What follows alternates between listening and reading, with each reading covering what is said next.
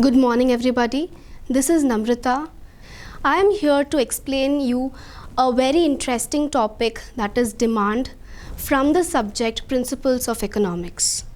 So this positive word, which is demand, what exactly are the important requirements for a demand to exist in the market? There are three important things. One is desire. We all just think that only desire is sufficient. No, there are two more important things.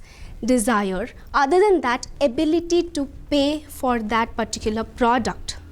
And then, of course, the third one, which is the availability of the product in the market. So to summarize, willingness to buy the product, and then the ability which comes from income to buy the product, and then its availability in the market. Moving on further, let us see what are those factors which influence the demand. Okay, there are a few factors which influence demand, around 8 or 9 factors, which we will be discussing now. Starting with the factors of demand, like I said, there are a few factors which influence it. We'll start with the very important one, that is price of the product. It is very important for all the customers. They always check what is the price of the product and then they take a decision to buy the product. So here we see a negative relation, or should I say inverse relationship, between quantity demanded for a product and its price. The higher the price, the lower will be the demand. The lower the price, the higher will be the demand.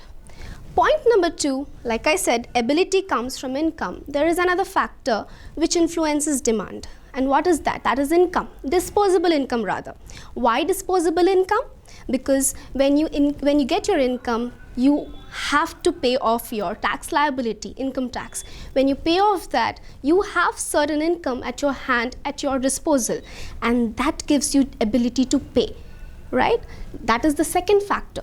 And then the third factor is the other goods. This is not the only good that you have in the market that the customers are buying. The third factor talks about the related goods, the substitutes and the complementaries. Of course, the complementaries, the prices go up, then it will have an impact. The prices go down, it will have an impact on this quantity demanded. Substitutes, none other than the competitors for your product. It also influences the demand for your product. Then there are other factors like the tastes of the customers, the habits. Maybe they are habituated to, the air conditioners, or maybe, traveling only by flights, such habits. And then their preferences, the culture that they live in, the customs that they follow, the traditions, and of course then comes the very important factor, expectations, anticipations about the prices in the market, right?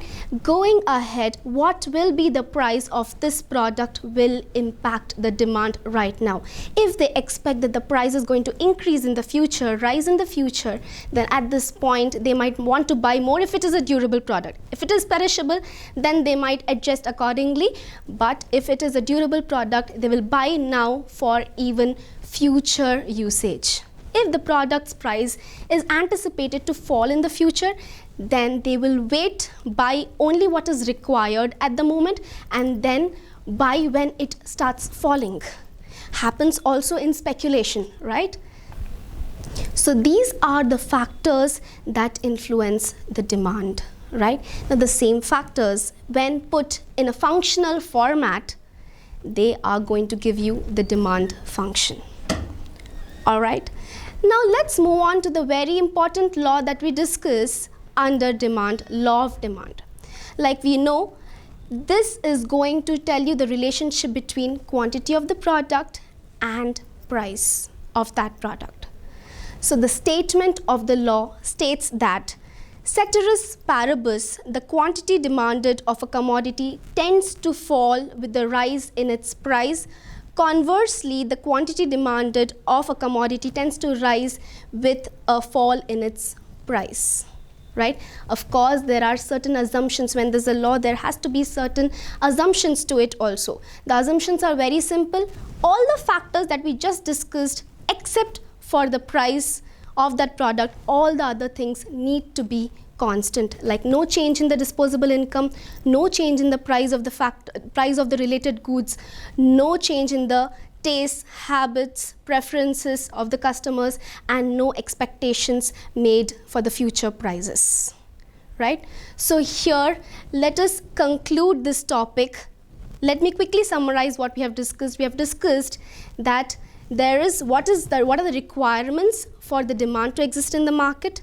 Then we discussed demand function, also called as factors of demand. What the factors were, like the price of the product, disposable income, price of other goods, taste preferences, etc. And then we discussed law of demand. Thank you very much.